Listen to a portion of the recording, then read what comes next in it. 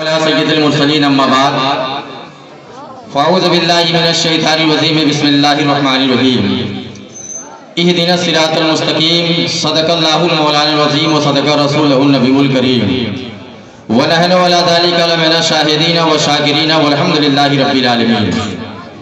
हज़रात गिरामी, आइए हम और आप अक़ीदत व मोहब्बत के साथ बगैर किसी तमहीद के पूरा मजमा गुंबद खजरा के जानिब लो लगाकर आकाए नामदार मदीने के ताजदार दोनों आलम के मालिक व मुख्तार जनाब मोहम्मद रसूलुल्लाह सल्लल्लाहु ताला अलैहि वसल्लम की बारगाह बेकस परा में यहाँ से लेकर और वहाँ तक और यहाँ से लेकर वहाँ तक जिसको जिस तरीके से दुरूद पाक याद हो, सब लोग बुलंद आवाज़ से दुरूद पाक पढ़िए। अल्लाहुम्मा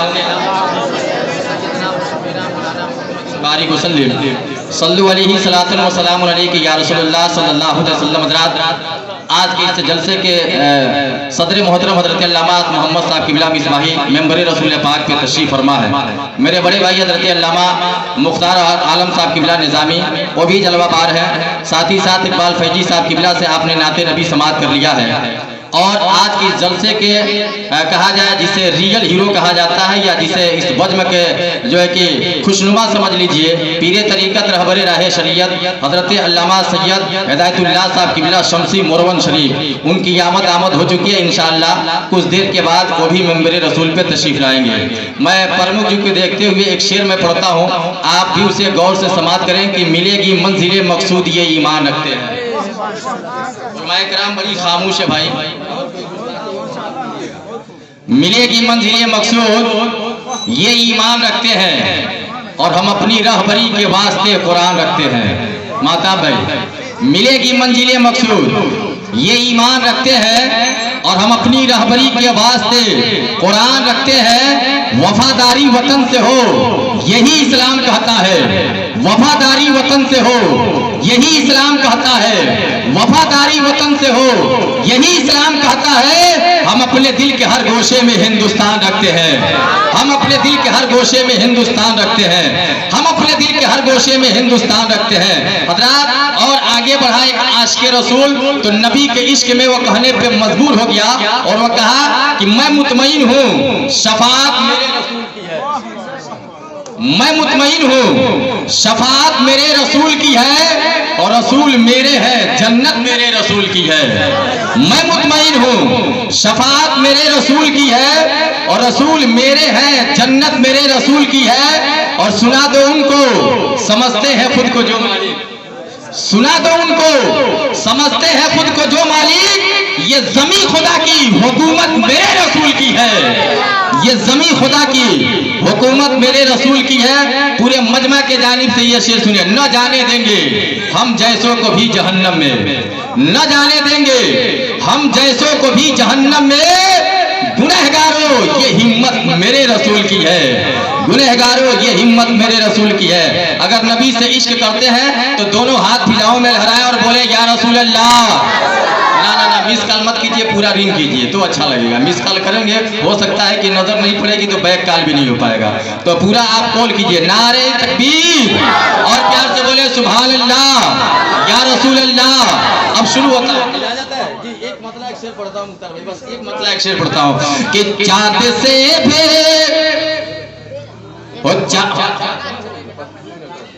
कि चाँद से भी कहीं बढ़ के रोशन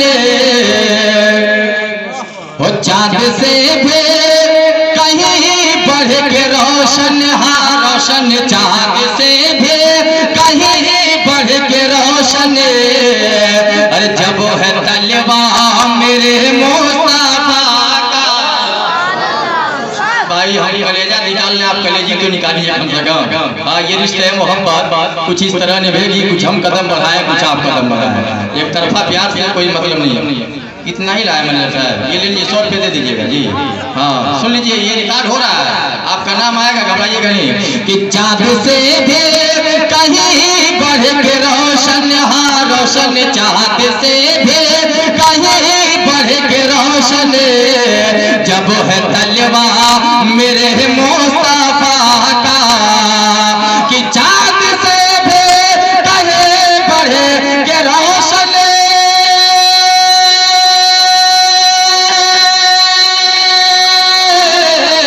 जब है तलवा मेरे मुस्तफा का, तो सोचिए आप ही कैसा होगा, होगा सोचिए आप ही कैसा होगा, फिर वो चेहरा मेरे मुस्तफा का, वो सोचिए आप ही कैसा होगा, फिर वो चेहरा मेरे मुस्तफा का, वो सोचिए आप ही कैसा होगा, फिर वो चेहरा मेरे मुस्तफा का। आओ इसकी वजाहत कर दो ताकि बात समझ में आ जाए। हजरात, हम सिर्फ नबी का नाम लेते हैं, अगर गहराई में डूबोगे तो दुनिया के अंदर नबी से अच्छा नाम किसी दुनिया में नहीं मिलेगा, नबी से प्यारा नाम दुनिया में किसी और का नहीं मिलेगा, नबी सा मीठा नाम दुनिया में किसी और का नहीं मिलेगा। हजरात, हम तो इंसान है, लेकिन आओ हजरत जिब्रील की बारगाह में चलो, बात साफ हो जाएगी। वो हजरत जिब्रील अलैहिस्सलाम तारीख पेश करती है। हजरत जिब्रील अलैहिस्सलाम एक मर्तबा रब का पैगाम लेके जब नबी की बारगाह में पहुंचे थे, और पहुंचने के बाद अल्लाहू अकबर, उस वक्त मेरे मुस्तफा आराम फरमा रहे थे, हम नबियों के ताजदार आराम फरमा रहे थे। हजरत जिब्रील ने कहा था, क्या परवरदिगारे आलम, तेरा महबूब तो आराम कर रहा है, जरा बता तो दे आखिर तेरे महबूब को जगाऊं तो कैसे जगाऊं। आज हम मुसलमान हैं, नबी का नाम सही से नहीं ले पाते हैं। अगर सबक ही लेना है तो हजरत जिब्रील से ले लिया जाए, सबक ही लेना है तो हजरत जिब्रील से ले लिया जाए। हजरत जिब्रील ने कहा था, परवरदिगारे आलम बता तो दे जगाऊं तो कैसे जगाऊं, बता तो दे जगाऊं तो कैसे जगाऊं। अल्लाह ने इरशाद फरमाया था, कहे मेरे ऐ जिब्रील सुनो, अगर मेरे महबूब को जगाना है तो आवाज दे के न जगाना बेअदबी हो जाएगी, झिंझोर के मत जगाना बेअदबी हो जाएगी। पूछा गया किस तरीके से जगाए, तो रब्बे कायनात ने कहा था, कहे जिब्रील तुम अपने आंखों के पुतली को मेरे मुस्तफा के तलवों से मलो। अल्लाहू अकबर, जैसे ही ठंडक एहसास होगी मेरा मुस्तफा बेदार हो जाता।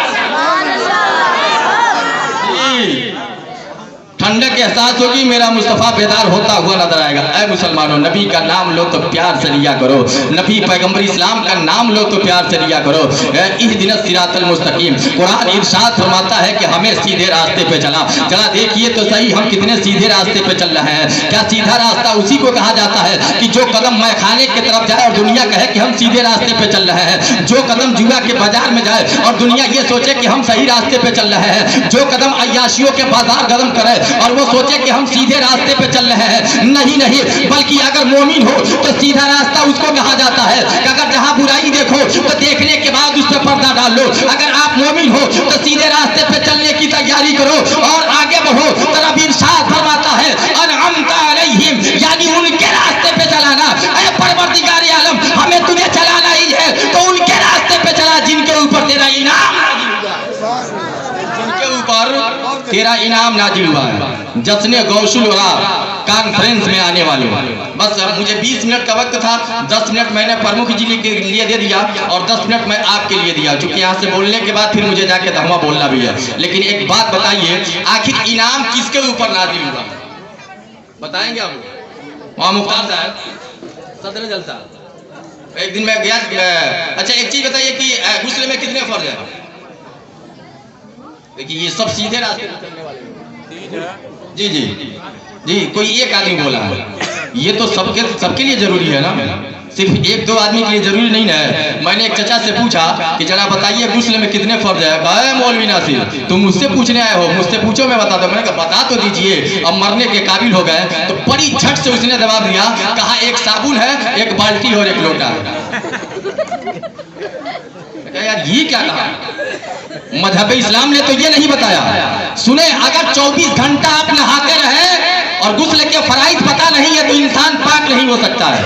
गुस्ल के फराइज उसे मालूम नहीं है तो इंसान पाक नहीं हो सकता। आपने देखा होगा कि जब किसी का इंतकाल होता है, अल्लाहू अकबर, कोई ये नहीं कहता है कि हलवा दिया जाए। अल्लामा जो कि आस मोहम्मद आएंगे वो भी कहेंगे कि गुस्ले दे दिया जाए। अल्लामा मुख्तार साहब आएंगे वो भी कहेंगे कि गुस्ले दे दिया जाए। कुर्बान जाइए इकबाल फैजी आएंगे वो भी कहेंगे गुस्ले दे दिया जाए। मौलाना इसराफिल आएंगे वो भी कहेंगे गुस्ले दे दिया जाए। पता ये चला, अगर हम रात दिन नहाते रहे और गुस्ल के फर्ज को अदा नहीं करेंगे तो हम पाक नहीं हो सकते हैं। आज इस जलसे में आने वाले इस चीज को नोट करके जाना और अपने दिल के डायरी पे नोट करके जाइएगा कि गुस्ल में 3 फर्ज तो सही है कि है, लेकिन वह है कौन? तो तारीख इस्लाम बताती है, ये उलमा बताते हैं कि कुर्बान जाइए वो कुछ और नहीं झुकना है और 3 मरतबा नाक पे पानी चढ़ाना है और 3 जो कि पूरे बदन पे पानी बहाना है। इंसान जब इस तरीके से गुस्ल करता है तो मुकम्मल पाक हो जाया करता है, मुकम्मल वो इंसान पाक हो जाया करता है। पाक तो रहो यार,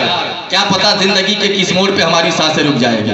गौसुल औरा कॉन्फ्रेंस में आने वाले और मदरसा अहले सुन्नत अशरफिया लक्ष्मीपुर के शहर में बैठने वाले, अगर गौ से पाक से सच्ची मोहब्बत है, आखिरी जुमला मेरा नोट कीजिए, हकीकत जान लीजिए। आज कहीं और जाके मत पूछिए, अगर पूछना है